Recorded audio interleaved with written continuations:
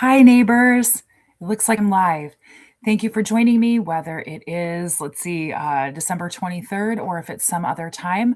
I really appreciate that you care enough to watch something about our city. So I always forget to introduce myself, and some friends have told me that I really should. So, hi, I'm Mayor Angel Johnston. If we haven't met before, I hope that someday we do. And again, thank you for being here. Tonight, I'm going to talk about some of the answers to questions that I had presented our city manager, Joe Bippus, with shortly after I was sworn in. And I'm going to confess something right off the bat. I'm not in the best mood. It's been a trying day. I've had a lot on my plate, and as usual, and pretty much anytime I leave the house now, this is a good thing actually. Somebody says, "Oh, hey, aren't you the mayor?" And I say, "Yes." And we start talking. And, usually that's a great experience. Today wasn't a bad experience. But over the past couple of days, I've heard from a lot of people who have just really felt ignored by the city. And I'm really still processing what I learned just a short time ago. So if I'm not my usual bubbly self, that's why. I will get into all that on another video. But today, let's talk about our grant program here in Three Rivers. One of the things that I talked about in my campaign is that I have a master's degree in public administration. And I'm sorry, I'm shaking the camera again. I'm terrible at this, you guys. I'm sorry. I hope to be a better mayor than I am a YouTuber. I will not lean on my desk here, and hopefully it won't happen anymore. So, anyway, I have a master's of public administration, and part of mostly any MPA program is a class in fundraising. Well, I wasn't all that happy with the professor who was going to temporarily be teaching the grant writing semester at Western that time. It was usually this other professor who I really, really like, and it turned out that she was on sabbatical and it was going to be somebody I didn't like. So I knew that grant writing was really important to me, and I decided to seek out a different way to learn about that topic and make sure that I felt I got a really solid education. So I took a crash course at IUSB. Sorry, I'm doing it again, guys. Sorry. Taught by a really amazing grant writer who had won just millions and millions and millions of dollars, and taught my class and I a ton of tricks and a lot of really important little things that I don't think many of us would have thought of on our own.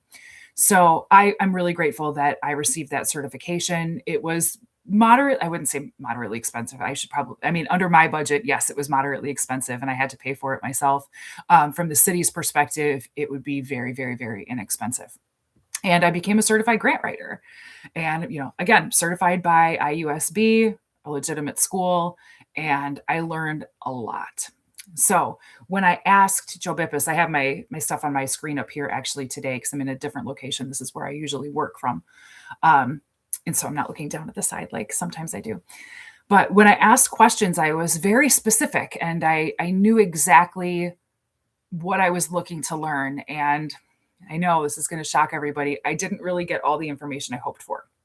So, in City Manager Bippus's defense, he or someone saw my last video that I did about the questions I asked him, and he did reach out to me. And he said, "Hey, I heard you're not so happy with the answers I gave you." And I said, "Actually, no, Joe, I'm not." Um, and I said, "I will be resubmitting the questions." I actually told him I'd have them by the end of the week, and I didn't. It's been a very, very busy week. But I will get that done over the Christmas holiday, and I will resubmit most of my questions. I mean, some of them were simple yes or no, but some of the questions we'll be going over tonight will be resubmitted. So at some point, maybe I'll do a follow-up to this. It'll be part, I don't know, 2.2 or something. So let's get to it, guys. I'm going to scroll over here and take a look here. We talked a little in the last video about grants for water, and that was the one where the answer was we don't have water issues. Gulp. Funny, I didn't even mean it that way. I meant that that's really what I was doing. No pun intended. But I'm going to back up and just sort of go over just a little bit of that again in case anybody didn't see that. I asked about, let me see. I asked about who was in charge of sounding the alarm when we didn't have a wellhead protection plan in place for a grant that we lost out on 2 years in a row. And I should tell you a little bit of how most grants work. There's a scoring matrix of some kind, and you'll receive different points for different aspects of the grant. And in this case, the wellhead protection plan, I believe, and I could be wrong about this, but I believe it was like 10 points.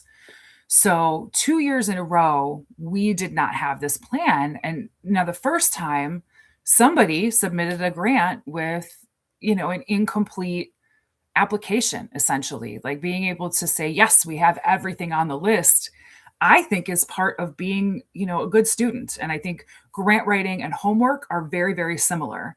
You essentially get your rubric, for the most part what, the giver is looking to give, and you need to tell them why you deserve it. And if you can't meet that criteria, then either you need to find a way to meet that criteria, or maybe it's not the right grant opportunity. So first we submitted it without a grant, or I'm sorry, without a wellhead protection plan, and we lost it. And then the very next year, I'm told, I actually read in the Watershed Voice that again, we applied for the same grant and again, we lost the grant. Now, are there multiple aspects that go in? Yes, I said there's generally a scoring matrix, but when you don't meet all the qualifications, what's the point? I mean, at best, you're turning in a B paper. I don't know. I don't operate like that unless I did once in college where I really didn't like a class. I wasn't learning anything. And I broke down the rubric of a paper so specifically that I knew I could get like an 82 and maintain my A average and not really have to do all the work. But that was a very strategic move in a college class. I wasn't writing a grant that, might help people be able to drink fresh water. So it's just sad that that happened. So I asked questions like, who is in charge of sounding the alarm that we didn't have a wellhead protection plan in place the second time we applied for funding? And the answer was, when we applied the second time, we were hopeful that the funding cutoff for scoring had moved down low enough that our points would qualify us. The funding did not move down, and having a wellhead protection plan would not have allowed us to score high enough to be funded. We hoped that the scoring had gone down. Again, we're not turning in A papers. I'd really like to see the matrix on that grant, and I think I'll ask Joe for it. And I asked who was held responsible. I didn't really get a good answer there. And then I asked what other grants and or state or federal funding are we pursuing for our water issues? This is when I was told we don't have water issues. We have a need to replace the lead service pipes, blah, blah, blah.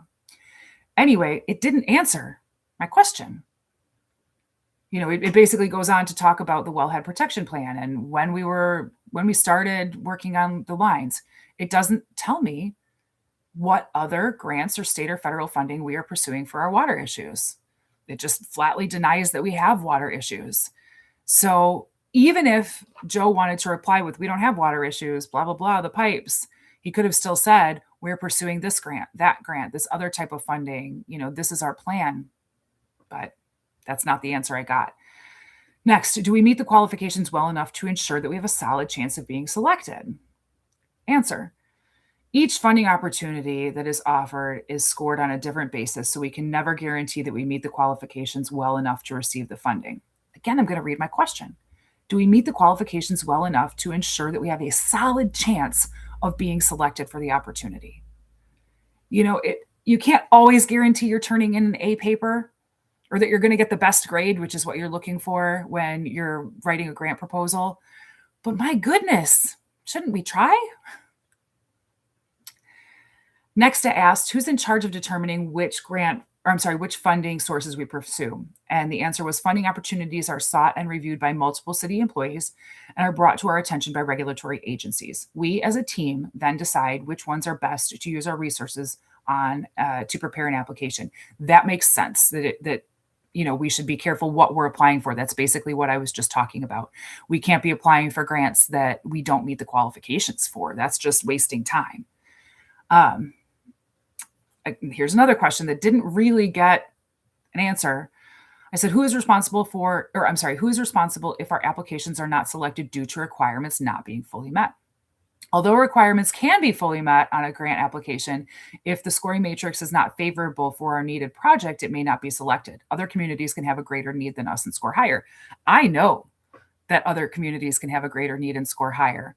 But what I asked was, who is responsible if our applications are not selected due to the requirements not being fully met? No answer. Next question. This was general grant funding questions. I asked about which databases we use. He gave me a good list. I won't go over them. They don't matter. I'll actually update him and add a few that I learned about when I was in school. I asked if our grant writer is full time. No, she's not. Is she certified or have significant experience? No. She needs 3 years of grant writing experience to be certified. Now, you guys just heard me talk about how I got certified. I don't have 3 years experience. I have a certification from a state university. So I asked some questions about how many hours does she work each week, and the answer is 25. And I was going to open this YouTube video by talking about different aspects of wealth. I guess now is a good time. You can be wealthy in a lot of things. You can be very healthy. That can be considered wealth. You can have a wonderful family and great friends. That, I believe, is wealth. In terms of a place or a community, you can have people who are there for each other in good or bad. You can have amazing natural resources. We have, I think, both of those things. I think we have a wonderful community of people, and gosh, our natural resources. I mean, what more could you ask for? We're really wealthy there. But when it comes to money, like actual money wealth, financial wealth, we're not at the top of the list of wealthy communities.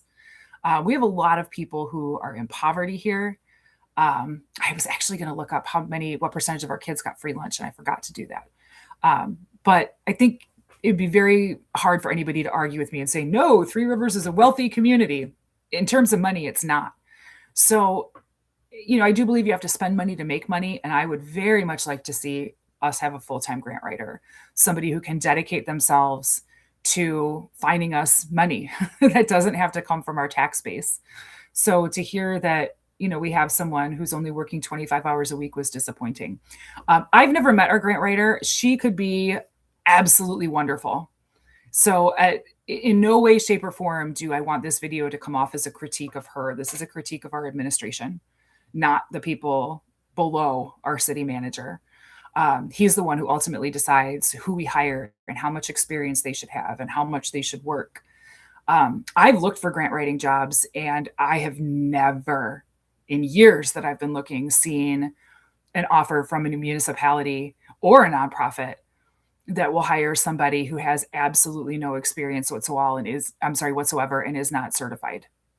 So I'm surprised that our ask was so low. I'll talk more about that in another video, because I kind of seem to think that that's not exclusive to our grant writer. So again, maybe she's learning stuff. Maybe she's doing a great job. Not a critique of the individual who is writing our grants right now. This is a critique of our city manager, to be honest, and how our city is being run. So I asked, what is the current grant writer success rate? And she says, see below. I had more questions. I said, A, dollars applied for versus dollars won. And applied for was 869,300. It's a decent number. It's pushing $1 million. And awarded 757,800. So those numbers are pretty close together. That on paper looks pretty good. B, number of grants applied for versus number of grants won. There were 7 applied for, 3 awarded, and 1 we're just still waiting for the announcement. So, 7, you can't go half of 7, but 3 out of 7 for a win, that's okay. That's pretty good, I guess. We'll wait to see if that one, puts us above or below 50%. This is a very important question that I asked. Do we conduct postmortems after losses to determine what we could have done better? He replied, yes. We often ask the reviewers why our grant application wasn't selected and review scoring metrics. I guess maybe we should do a pre-mortem to see, should we review those scoring metrics beforehand so that we know whether or not we're putting in a strong application? I don't know. That's what I would do. And also, at least in my grant writing class, we were never told that we should reach out after we lose a grant and find out what we could have done better. We were taught things like reach out to the secretary and ask for any tips, find out if there's anyone special whose attention we can put it to. Is there anybody we can CC?